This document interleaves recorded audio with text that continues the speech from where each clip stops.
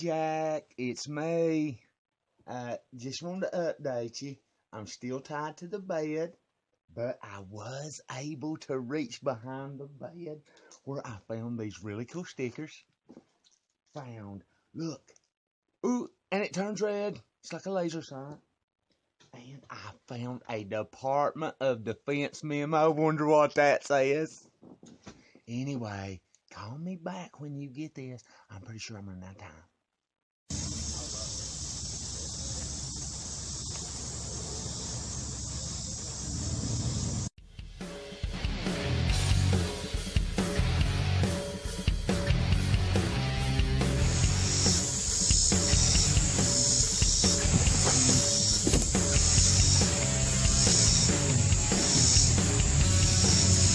Oh, God, it's you again. Look here, little Amish girl. I'm not sure how they do it up in Ohio, but I'm going to tell you right here in the state of Tennessee, we got to stand your ground law, and I come on. Say hello to the 50 caliber Desert Eagle. You throw another tomato at me, and I'm going to bust a cap in that crippled ass.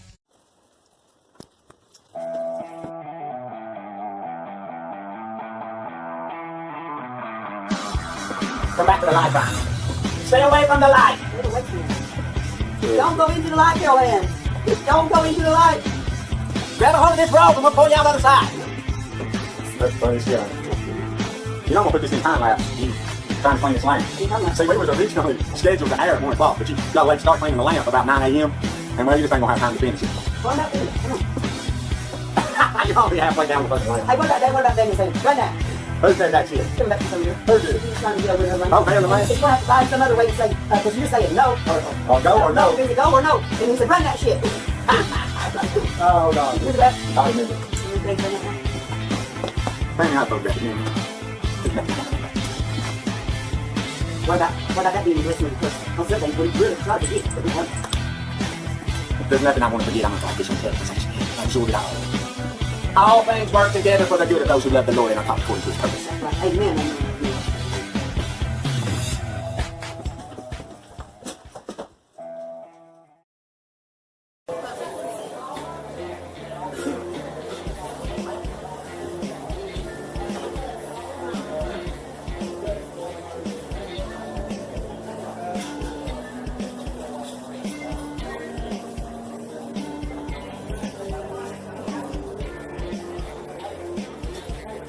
Well, this is weird. Put on my new smoking jacket, and look, all the pockets are fake.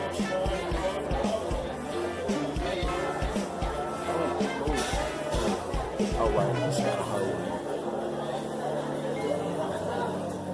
Oh, feel free to look around. I'm probably in your way. I'll just feel like I'm in the way. I'll get back to it.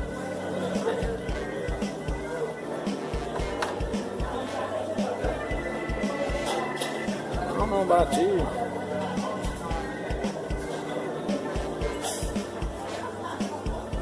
That's one of them days when nothing just works right. Except your lighter. This was a lot more fun than drinking beer with Kid Rock. Appreciate it.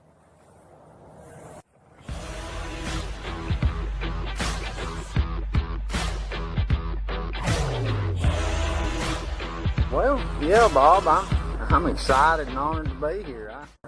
I ain't never been on a real TV show before. Thank you. Thank you for having us. Best way I can describe it, Bob, is that, well, it's kind of like the New York Stock Exchange. At 5 o'clock Central Time, the bell will sound and all trading will stop. That's when the excitement starts. Bob, who's really interviewing who here? Because, I mean, to be the truth of the matter, we're not in your studio. You, sir, are in Junk Star's territory now, pal.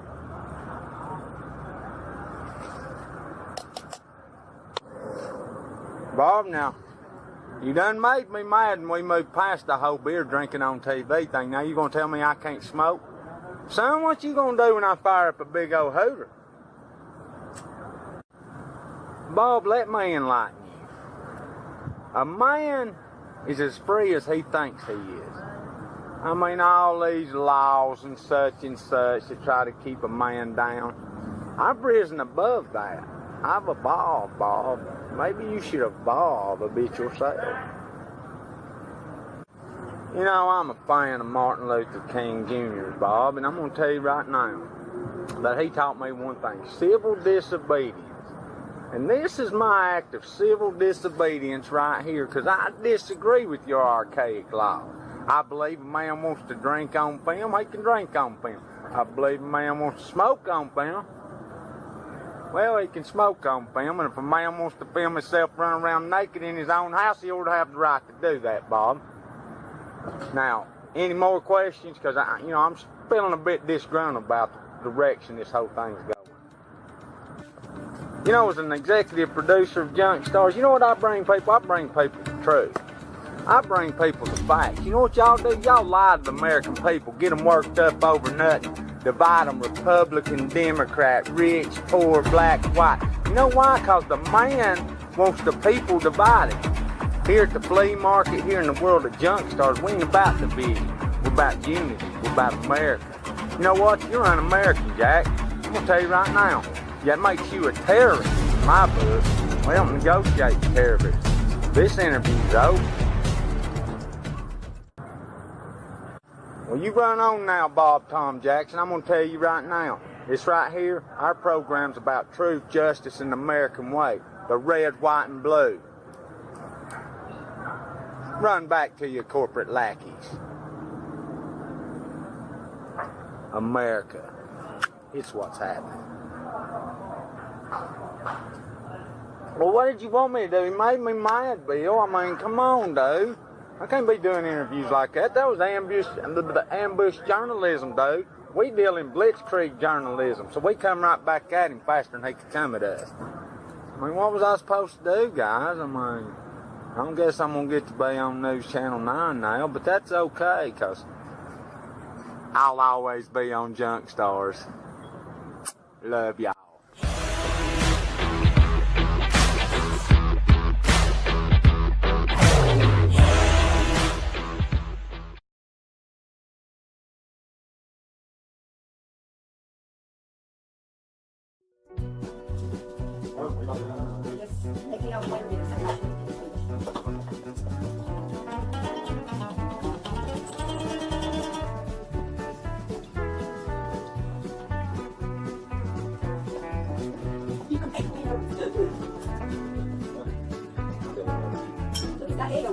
Well, that's not it, that's not it.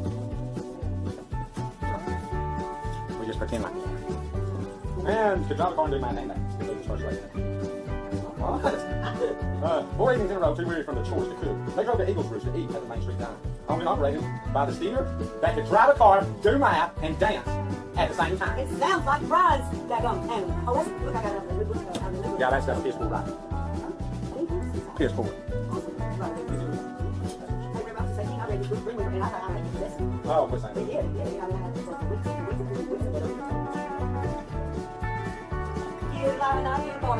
gotta vote, honey. You gotta vote, baby.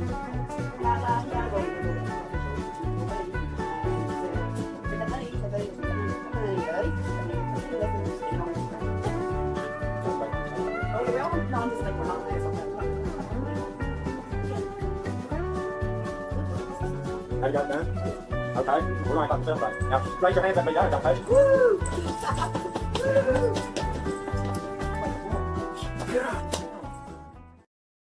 Oh, sucker, would you like some sucker? More sucker? Oh, oh, oh, yeah. Oh. Hey, look, Jack. I'm a Tibetan monk. Whoa, whoa, oh. I think it's funny they always bow to you after they whoop your ass. Oh, I found your mama's keys. Under the mattress. The ones your dad keeps bitching about. You right on over, I'll give them to you. This is what separates the men from the boys, the contenders from the pretenders. So tell me, son, are you a contender? Oh, thunder, lightning, we're gonna get off the field, we're gonna get struck. You know, let's pretend to get in the truck. What do you think? Sheep stick. And I'm here to tell you right now, there ain't a lot of purple sheep out there. They got it. That's absurd. If they threw a sheep down in some dye, it would probably kill. Well, that might have been what killed it. I mean, and they killed the yellow one and the green one. I mean, the point is, it's purple sheep.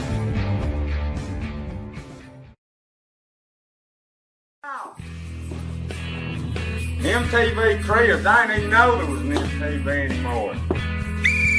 Hey, honey. Wow. Good mate.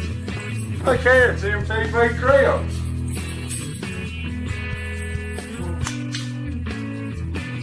Now's not a good time, boys. Gotta lie.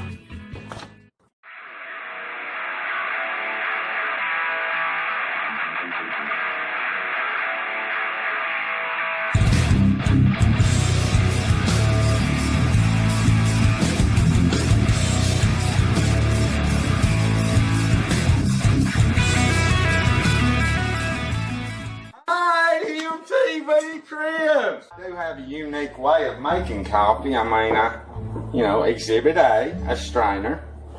Exhibit B, a little pot that I can sit here and bring it to a boil. So what you do is you bring water to a boil, you dump your coffee grounds in there. I like mine strong, so I put about a cup worth of coffee grounds in there. And then you take your strainer, look here folks, set it above your cup, put your strainer right there. And when the coffee grounds have sank to the bottom, that means they've soaked up all the possible moisture they can. And then when they're on the bottom, you just say it's ready and you pour that stuff off in there, you strain. Now some people like my good buddy and friend Bill, now he likes to chew on the ground. Now if you're a ground chewing man, it's okay. But then when you're done, boom, grounds are in the bottom. Hardly anything in the strainer. And you got a cup of mud that they ain't make at Starbucks now. Film over it. You see it like I see it? I see it exactly like you said. Can you say what? Who's saying? She went, hi. So what? What are we going to do? We're cleaning all the ingredients. Stop what we're doing? Whatever we want to. Whatever we want to. Woo! I want to clean the stuff over. Okay. It's a person like that. Here's y'all something about Tammy. She knows the smell of the way. Shut up. Smells like cleanliness. It smells like hospital. I ain't never smelled hospital. It smells like clean.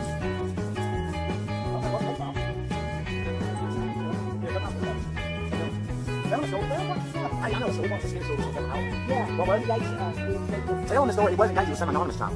No, Brian's older son, whenever he was I don't have to use Brian's phone. when he was just a toddler, and he was having a nightmare, and his dad was looking She's already found the whole story. He can sew, then, you tell it. We developed this out person so. Well, he does this 20 years ago. He was then. Oh, never mind. Then, She ain't even started the story. She went then. well, Let me tell you something. cut. We don't know that. It's 5.20% all time. Jack, I'm not even joking. You need to call the police, call security, whatever. Because I'm telling you, that 9-year-old Amish girl is stalking me. I've been running from her all day. Oh, there she comes. Hi, Jack.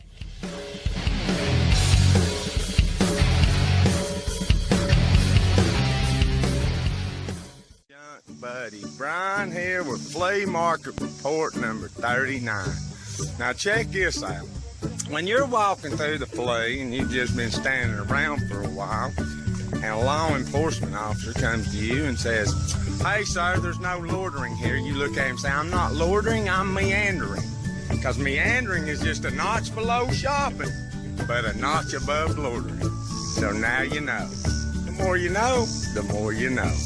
Love y'all.